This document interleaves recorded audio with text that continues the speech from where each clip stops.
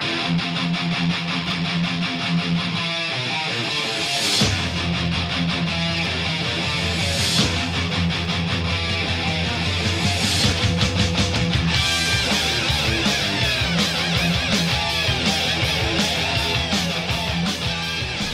here with Frank and Joe from Anthrax. From the Thrax.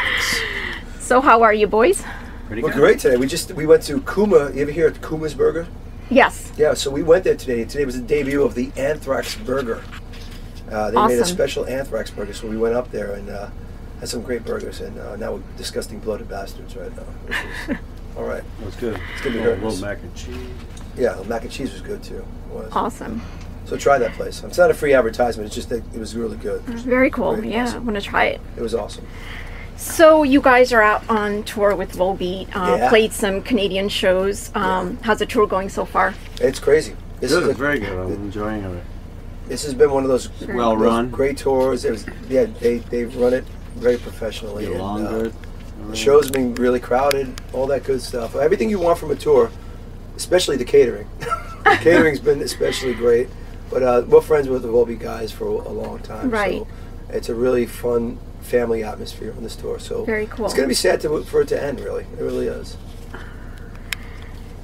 So I know with the set list, you guys have some fan favorites, but also it features a new song that you guys contributed. The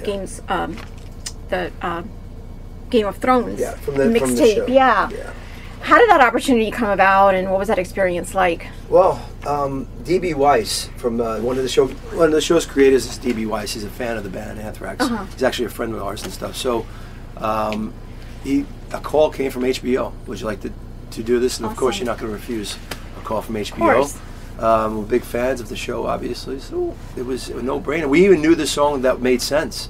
A very tribal kind of song. Right. The song means sister fucker. I'm sure you know that by now. Yes. I know, but I don't want to embarrass you by saying that. But yeah. But you know what's crazy? We're doing that song live now. And how would you say that goes over, Joe?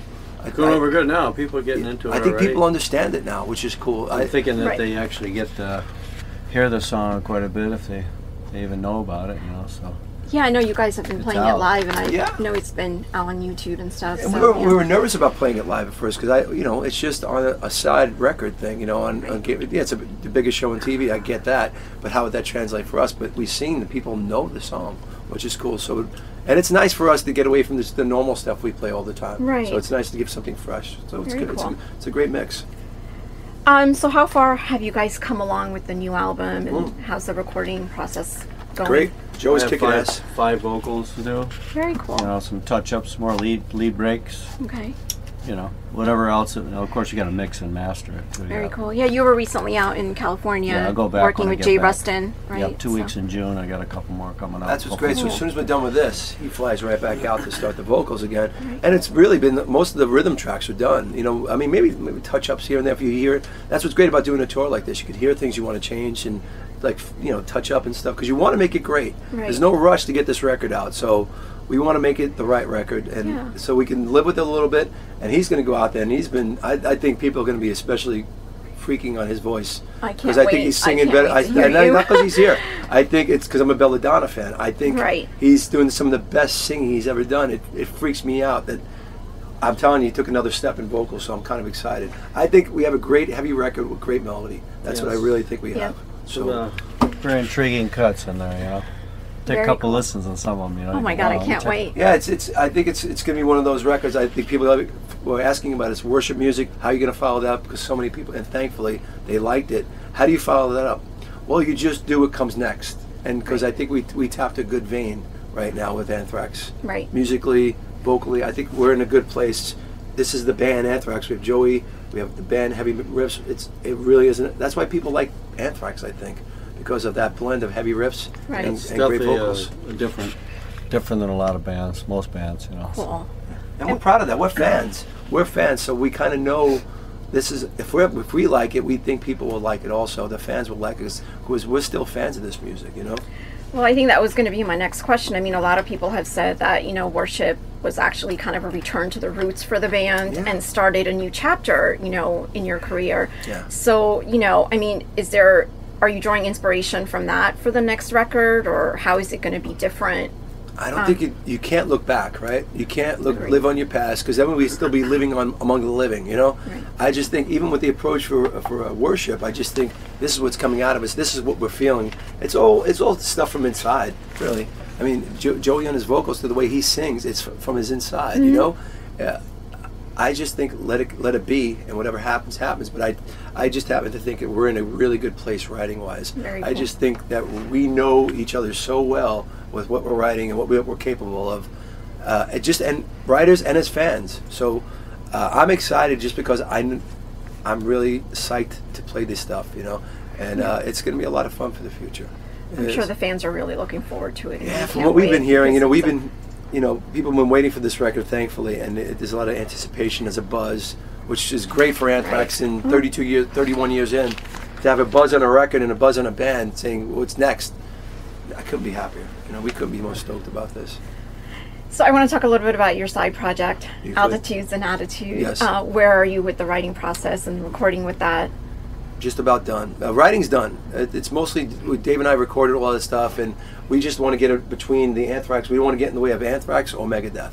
So we want to have respect to that. And, you know, that's just another thing it'll happen when it happens. But, again, this is our day job, and we have to make sure our day job is taken care of first. Right. Dave's in with Megadeth as we speak right now. I know he just did his bass. He just told me, because we're bass guys. Yeah. He just finished all his bass in, I think, 2 weeks on the Megadeth record, and he's stoked. So, you know, you find time. There'll be time for everything. So, but the Anthrax thing is definitely right now, because he goes right back in.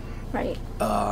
We have a lot to just get done first, and nitpick and stuff like that, and then get into the mixing process.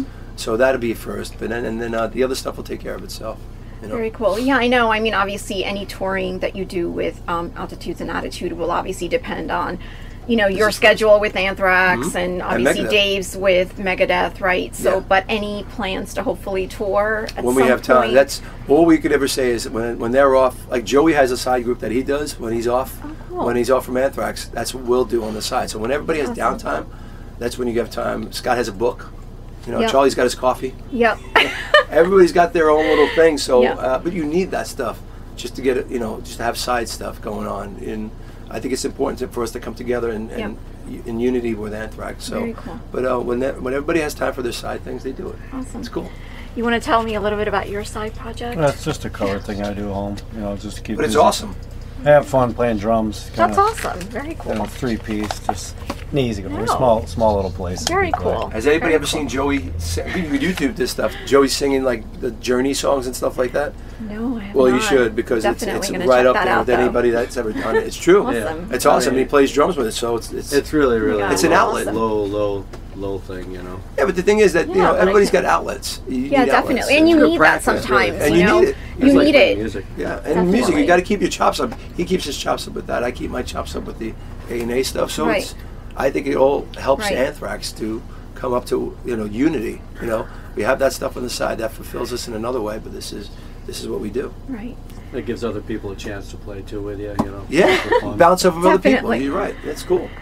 So you guys are doing Rocklahoma this weekend. Are we? Yeah, it's this weekend. Yeah. Is it this weekend already? This weekend, yeah. See, that's what happens in tours. You know, you get lost. Like, really? Like, what was the last? That was the other one last week. We played. What was it? Saturday night. We played. What Rock on the Range. Rock on the Range. Yeah, yeah. because you kind of lose what. I forget what day. Yeah, I forgot what it day was. It is. Saturday. No, we played Sunday. Sunday. We played Sunday. Right. I know. It's already this weekend. And that was a crazy show. It was good. That went really well. You see that on TV? No, I didn't. It was on Access. I think it's on Access. Yeah, it was. Right. Okay. You saw it. Yeah, I had taped it. Yeah. It was on that night at like an hour or so after our show. Right. Excuse me. So that's cool. That's cool to do in a tour, and you get publicity from that. I've never done Rocklahoma. I've always heard about it. I'm sure it's. I was there, I think, 2008, 2009, and we had a fierce storm passing through. And the side stage, the side stages collapsed, and it was pouring. Yeah, the side stages had collapsed, and I know a lot of the bands couldn't go on. But it's such a great site. It's just a huge campground. I mean, it's just kind of in the middle of nowhere in Oklahoma, you know, so kind of about an hour, I think, from Tulsa area. So you know what? The end of the day, because we had some bad weather starting the day, remember? And they were worried because the clouds were dark. They had pulled the people from the bleachers. Yeah, they pulled them down because it cleared up beautifully. Right. So, but thankfully for us, we got lucky with that. Really? It all cleared up.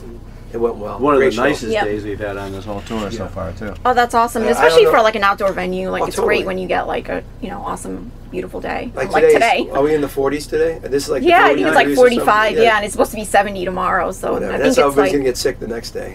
So it's, we haven't had the best weather on this tour, but the shows have really. We have some more outdoor stuff. We have one in Kansas City and one in St. Louis. Yeah. Okay, cool. I think that might be the only. Well, no, actually, we got a balloon fest in Dallas, somewhere in Texas. We do? Yeah, it's called the Balloon Fest. Okay, nice. Good times. I just haven't looked at the books. I have no idea. I got to look at this book one day. And you guys are ending the tour in New York City, and you have a bass clinic the day before in New York City. I'm glad somebody knows about that. Shameless plug. Here, plug it. Yeah, go. Yeah, it's at Sam Ash. Okay. What is that on? What street is that on? It's Not sure. Well, look at Sam Ash, and it's the only one in the city. It's probably the only one in the city. 23rd Street or something like that. Oh, okay. But Sam Ash, Monday night. I think I start at 6:30. So be there, please. It's Absolutely. free. It's free. And one more question: you guys are doing Motorhead's motorboat cruise this fall too. Are you doing that? Are you gonna be on that? No, unfortunately, I'm not gonna be on that. Crazy. But great bill. I mean, Suicidal Tendencies, Slayer, Exodus. I recently saw Exodus and Testament show. Killer show. Yeah, that went through New York already?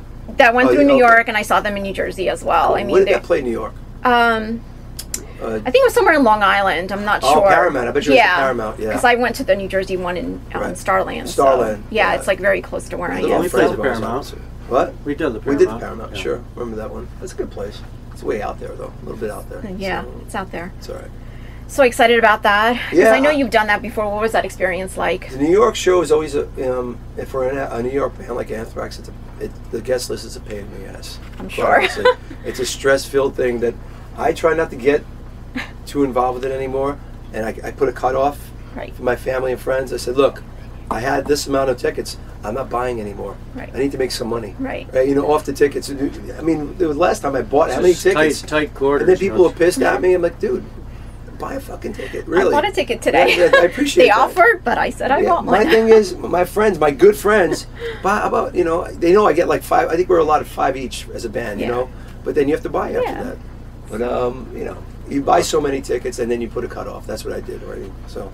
I think I'm about 20 in. Over the Key Club, we had like 300 people. In LA, if you go to LA, even Chicago here tonight, Charlie's from here now. Oh, really? Charlie lives here. Okay. So his guest list. I'm sure he got like 50 calls today. Our dressing room later is not going to be fun. Let's face it. Our dressing room's the size of this room. Right. It's going to be 50,000 people in there tonight. And they're going to half. I don't know. They'll drop a dingly up there. And then the band won't be allowed up there. It's going to be great. It'll be all Mitch's friends.